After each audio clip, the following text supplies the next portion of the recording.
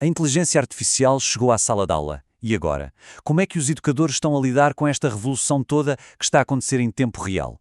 Bom, hoje vamos espreitar uma iniciativa pioneira no Brasil que talvez nos dê umas pistas bem interessantes sobre o futuro da educação.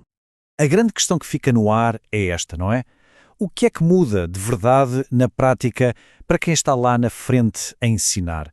Como é que se equilibra esta promessa toda da tecnologia com a necessidade de uma aprendizagem que seja humana, que seja real? É exatamente isso que vamos tentar descobrir aqui.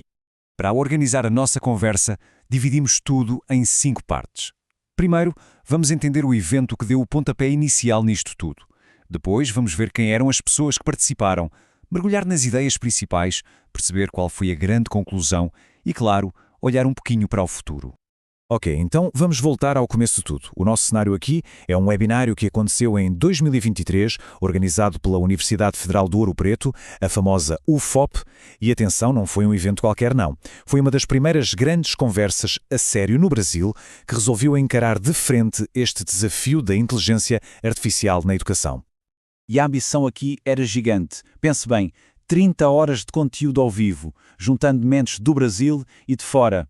O objetivo era bem ousado. Como é que se consegue misturar a IA com a criatividade dos professores? E tudo isto num cenário super desafiador, que é este mundo da educação pós-pandemia.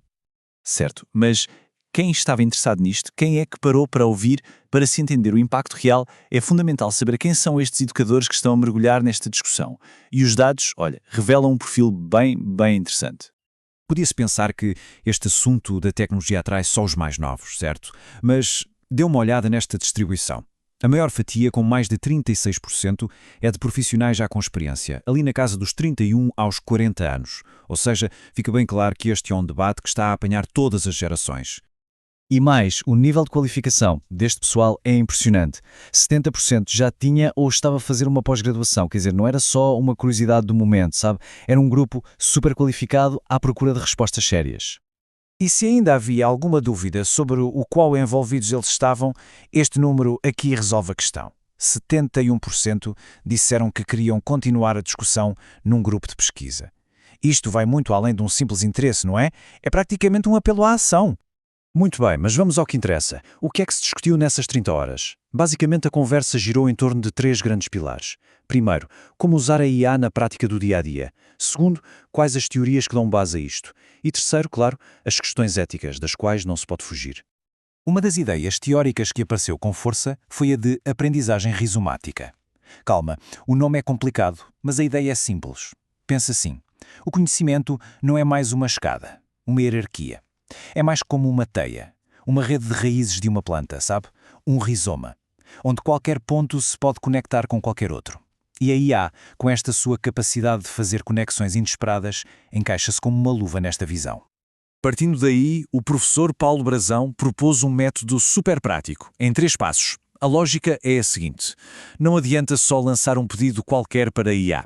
O processo é, primeiro, construir um bom prompt, uma boa instrução. Depois, analisar com olho crítico o que ela devolveu. E por último, e talvez o mais importante, refletir sobre o impacto daquilo no mundo real, no contexto pedagógico. E para isto não ficar só na teoria, eles trouxeram um exemplo prático que é sensacional, o projeto Janela Periférica. A ideia aqui foi usar a tecnologia para um fim super-humano, dar a crianças da periferia de Curitiba as ferramentas para elas mesmas se tornarem produtoras de conteúdo e contarem as suas próprias histórias. E a IA, onde é que entra nisto? Bom, e aqui está o pulo do gato. Ela não entrou para substituir a criatividade da miudagem, mas sim para a potenciar.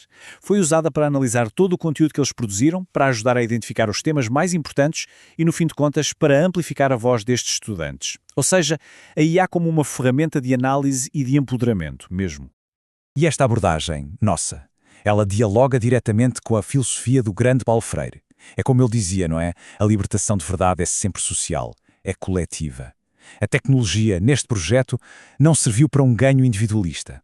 Pelo contrário, serviu para ajudar um grupo a expressar-se e a transformar a própria realidade. Mas calma, que a conversa não foi só otimismo, não. Houve um alerta muito importante que veio de uma participante, a Rayane Saturnino.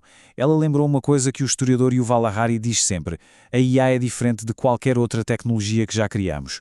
Porquê? Porque pela primeira vez temos algo que pode tomar decisões por conta própria. E isso, claro, exige uma cautela que nunca precisámos ter antes.